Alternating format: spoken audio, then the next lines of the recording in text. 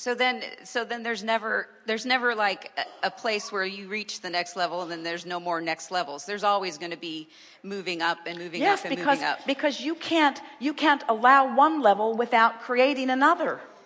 That's the thing that's so beautiful about this cycle. Every time you allow your alignment with what you've created before, you're at another place of creating something more. That's why it's eternal, you see. So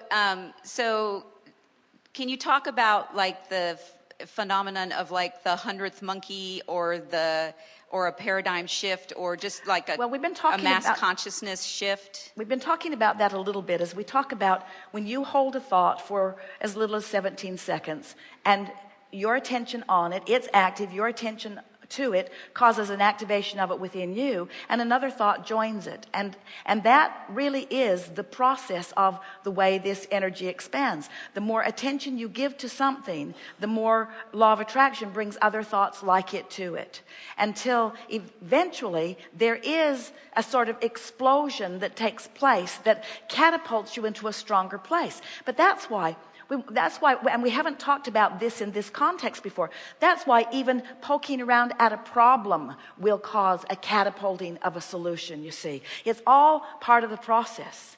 That's why as we visit with you in a gathering like this, it is exhilarating to us to announce to you that you can't get it wrong, that you've never been getting it wrong, that no matter what you do, you will not ever get it wrong, and you will never get it done. And the reason it can't ever be wrong is because it is never done.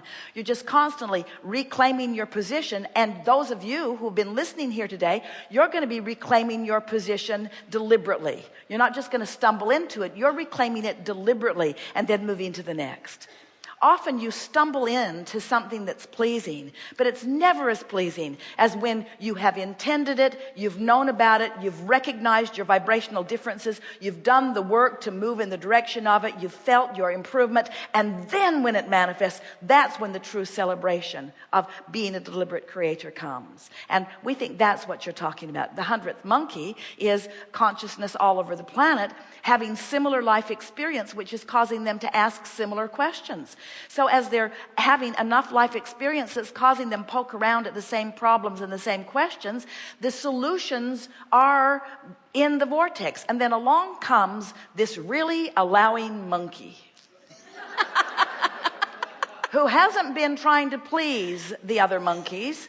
Let's call this monkey Renegade monkey, who doesn't give a rip what the other monkeys think about his hygiene or about his behavior or about any of that stuff, who just blunders into the vortex one day while he's blissfully swinging on a vine and has an impulse to do something that he has never had the impulse to do before. And in his impulse to do it from inside the vortex, he beams a signal to all other monkeys who have been putting all of that into their vortex, and they feel the inspiration from his discovery. And that's what you're talking about. I want to be the allowing monkey. So, you know, it seems like there's only one answer to every question, and that's get into the vortex. And yet, is there anything about this particular paradigm that's, you know, just on the cusp of occurring globally that you want me or anyone to know about this? Because it feels huge, and everyone can feel it that I talk to. Well, just this one thing. It's the freedom you've all been looking for. Because the bondage you've all been feeling a repulsion to has only been the bondage of resistance. It's the coming home. It's the coming into your own. It's the beginning of more deliberate cooperation among your peoples. In other words, imagine coming together even in your nation with political parties that vary and having a common denominator of caring how you feel, rather than caring about the details of how something is perceived by others, by working for the common good, not for the individual advantage, by recognizing that the economic pie is no longer this limited what is pie, but it's this unlimited vortex pie, and realizing that the pie is gaining momentum and size and stature and abundance exponentially with the desires. In other words, it's growing with the desires of those who are participating. And when that consciousness begins to reach enough of you, then the status quo will look odd and stick out like sore thumbs. Are you noticing any of that? Things that have been going on for a long time, people are beginning to question. There are a lot of people who are in outright rebellion against status quo because they can feel the momentum of all of this. The book that we are writing right now is called The Spiritual Revolution. Revolution, the spiritual revolution.